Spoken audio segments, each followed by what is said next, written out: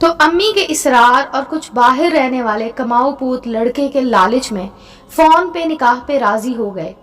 امی نے ان سے 1 سال کا وعدہ کر لیا اور وہ 1 سال گزشتہ 6 سالوں کی تنہائی کا مداوع ثابت ہوا۔ علینا کے سنگ مستقبل کے خواب بنتے وقت کتنی تیزی سے گزرا احساس تک نہ ہوا۔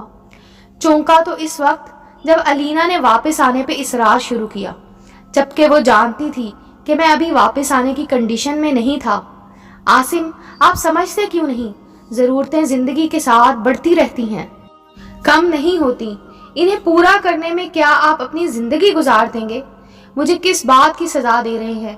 میرے انتظار میں پچھلے 1 سال سے 2 بہنیں رخصتی کے لیے بیٹھی ہیں۔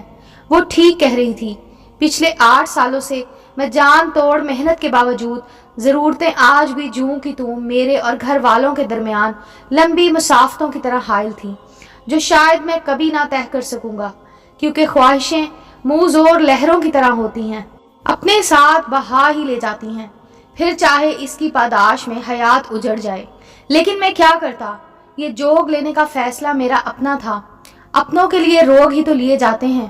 میں گھر کا بڑا بیٹا تھا تو ذمہ داری بھی بڑی تھی۔ جو خواب آنکھوں میں دیے کی مانند روشن تھے، انہیں زندہ کر کے آنگن میں روشن کرنا تھا، اور اسی کوشش میں خوشیاں دیتے دیتے میں خود گھر کی خوشیوں سے دور ہو گیا۔ وعدے کو وفا کرنے میں پتہ ہی نہ چلا کب رشتے میرے ہاتھوں سے نکلتے چلے گئے۔ میرے پاس رہ گئی تو بس تنہائی، یادیں اور کچھ ادھورے خواب۔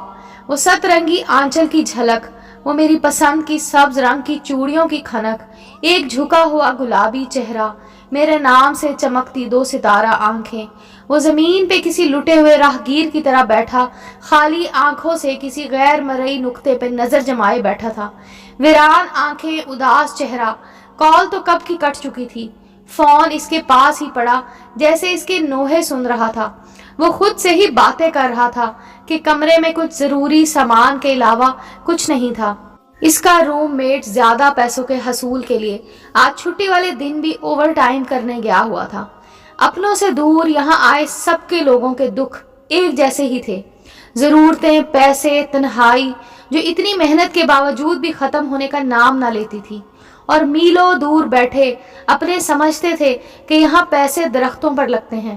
انہیں دیار غیر میں رہنے والے اپنے پیاروں کا مشین کی طرح کام کرنے کا احساس تک نہیں ہوتا، اور یہاں رہنے والوں کے پاس رہ جاتی ہے تنہائی اور گہری خاموشی، اور خاموشی جب عذاب کی طرح پڑنے لگے تو الفاظ کسی سننے والے کے محتاج نہیں رہتے، وہ بن بادل برسات کی طرح برسنے لگتے ہیں۔ وہ بھی اسی کیفیت میں بھیگتا جا رہا تھا، خود سے ہی سوال، خود سے ہی جواب، خود ہی شکایت اور خود ہی صفائیاں۔ میں رونا چاہتا ہوں، دل کرتا ہے اس خالی ویران کمرے کی دیواروں سے سر ٹکرا کر اسی طرح روں جس طرح خالہ عفت اپنے شوہر کے مرنے پر بین کر کے روئی تھی۔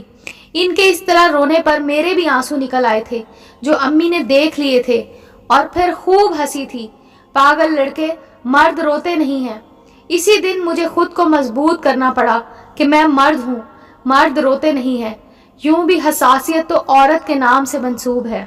مرد تو بے حس ہوتے ہیں، روتے نہیں، انہیں دکھ نہیں ہوتا۔ مرد کے سینے میں نازک احساسات کا دل نہیں، کوئی فولاد کا ٹکڑا لگا ہوتا ہے جو دھڑکتا تو ہے لیکن کچھ محسوس نہیں کرتا۔ سنا تم نے؟ مرد روتے نہیں۔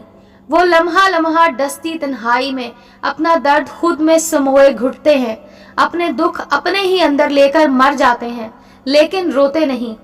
وہ دونوں پیر سکیڑ کے، دونوں ہاتھ ٹانگوں کے گرد لپیٹے، چہرہ گھٹنوں پر گرائے، اس وقت ایک ذہنی مریض کی تصویر لگ رہا تھا۔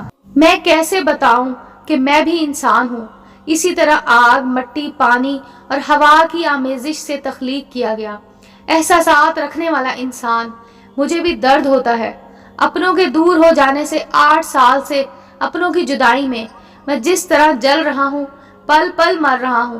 وہ ایک ایک پل جو اس دیار غیر میں خوشیوں کے احساس کے بغیر گزرا، میں کیسے بتاؤں اس تکلیف کی شدت۔ جس دن ہماری زندگی کی سب سے اولین خواہش پوری ہوئی، ہمارا گھر مکمل ہوا، جس دن ابو نے بتایا کہ کل ہم اپنے گھر میں شفٹ ہو جائیں گے، میرا کتنا دل کیا کہ میں وہاں ہوں، ہوا کے دوش پہ سوار ہو کر وہاں پہنچ جاؤں، اپنے گھر کے آنگن کی خوشنما ہواؤں کو اپنے سانسوں میں اتار لوں، اپنے ابو کی وہ خوشی سے لرزتے ہاتھ اپنے کندھے پہ محسوس کر سکوں، وہ خوشی جو ایک عمر کے بعد انہیں حاصل ہوئی تھی دیکھ سکوں، امی کی وہ جھلملاتی آنکھیں اپنے پوروں سے پونچھ سکوں جنہوں نے اپنی عمر گزشتہ میں بس ایک ہی خواب دیکھا، خواب شرمندہ تعبیر ہوا تھا اور میں بھی مسکرایا تھا، یہ سوچ کے کہ امی ابو کے اس خواب کی تعبیر میں میرا بھی حصہ ہے۔ کیا ہوا جو میں وہاں نہیں ہوں؟ میرا احساس تو ہے۔ اس دن بھی آنسو اپنے اندر اتار کے کال پہ سب کو مبارکباد دی، سب کتنا خوش تھے تو میں کیسے اداس رہتا۔ گھر والوں کی خوشی ہی تو چاہتا تھا میں۔ جب آپی اور چھوٹی کی شادی میرے بغیر ہو گئی، مجھ سے زیادہ ضرورت بھی پھر کاغذ کے ان ٹکڑوں کی ہی تھی جن سے میری بہنوں کے مستقبل کے لیے خوشیاں خریدی گئی تھی، اور میرے لیے اس سے زیادہ خوشی کی بات کیا ہوتی کہ میری بہنیں میری وجہ سے آج سسرال میں باعزت زندگی جی رہی ہیں۔ میں نم آنکھوں کے ساتھ مسکراتے قاسم کی بھیجی ہوئی ان کی شادی کی ویڈیو دیکھ کے ہی خوش ہو گیا۔ قاسم میرا چھوٹا بھائی، 8 سال پہلے وہ محض 12 سال کا ہی تو تھا، ہر وقت میرے پیچھے لگا رہتا تھا، بھائی یہ بھائی وہ۔ اس نے جب یونیورسٹی میں داخلہ لیا، اس دن ایک بار پھر میری آنکھیں نم ہو گئیں۔ بڑے بہن بھائیوں کو چھوٹے بہن بھائی اولاد کی طرح عزیز ہوتے ہیں، مجھے بھی اس سے بہت پیار تھا۔ ابھی کل ہی کی بات لگتی ہے، جو سائیکل پہ ہمیشہ مجھے کس کے پکڑ کے بیٹھتا تھا، وہ اپنی موٹر بائیک پہ یونیورسٹی جانے لگا تھا، نئی ہلکی مونچھ کے ساتھ۔ وہ نیا نوجوان میرا بھائی شاید میرے قد سے بھی اونچا ہو گیا تھا۔ مجھے اتنا پیار آیا اس کی تصویر دیکھ کے، دل کر رہا تھا بھینچ کے سینے سے لگا لوں۔ اس دن آنسو بے اختیار ہی نکل آئے تھے۔ اس دن میں کال پہ بات بھی نہیں کر پایا، اپنا بھرم بھی تو رکھنا تھا۔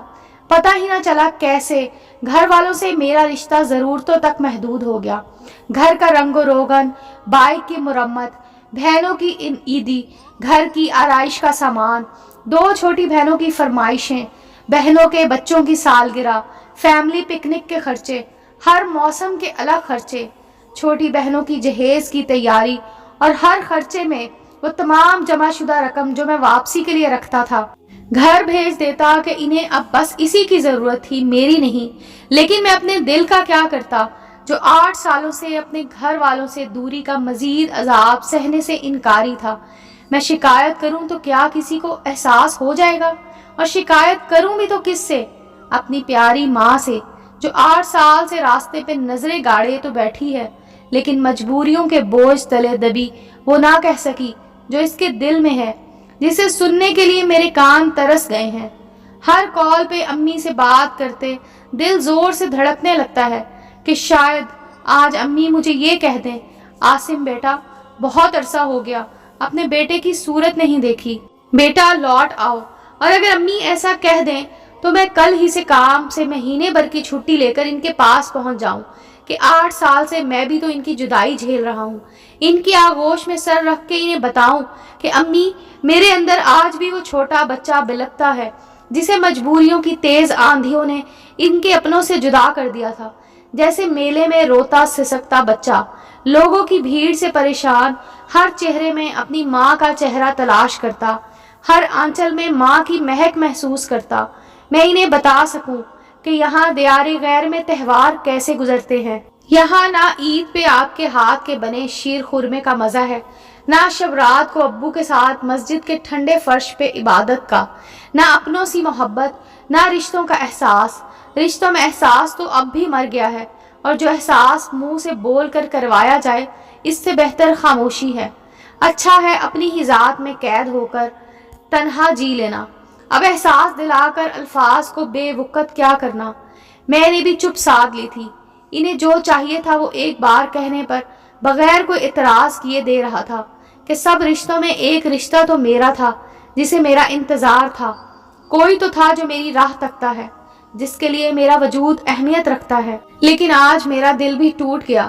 2 بہنوں کی شادی کی نوید اور اس کی تیاری کے حکم کے بعد مجھے سزائے موت بھی ساتھ ہی سنا دی گئی تھی۔ وہ تھکے ہوئے انداز میں اٹھا اور اپنے سنگل بیڈ پر چت لیٹ گیا۔ سر مائیگرین کی شدت سے پھٹ رہا تھا، یہ درد بھی دیار غیر کا تحفہ تھا۔ ضبط کی شدت سے آنکھیں سرخ انگارہ ہو رہی تھیں۔ واپسی ممکن نہیں اور جینے کی خواہش نہیں۔ گرم سیال آنکھوں کے کناروں سے نکل کے تکیے میں جذب ہو گیا۔ اس نے تھک کے آنکھیں موند لیں۔ 1 ہفتے بعد اس کی واپسی ہو گئی۔ واپس تو آنا ہی تھا، لیکن ایسے 8 سال بعد ماں نے بیٹے کا زرد چہرہ دیکھا۔ مولوی کی ضرورت بھی پڑی، لیکن نماز جنازہ کے لیے۔ لوگوں نے ایک جوان بیوہ بھی دیکھی جس نے پہلی بار شوہر کو دیکھا تھا کفن میں۔ امید ہے دوستو آپ کو سٹوری اچھی لگی ہوگی۔ چینل کو لائک اور سبسکرائب کریں اور بیل آئیکن کا بٹن دبانا مت بھولیں تاکہ ہر نئے آنے والی سٹوری کا نوٹیفیکیشن آپ کو مل سکے۔ ملتے ہیں اگلی سٹوری کے ساتھ۔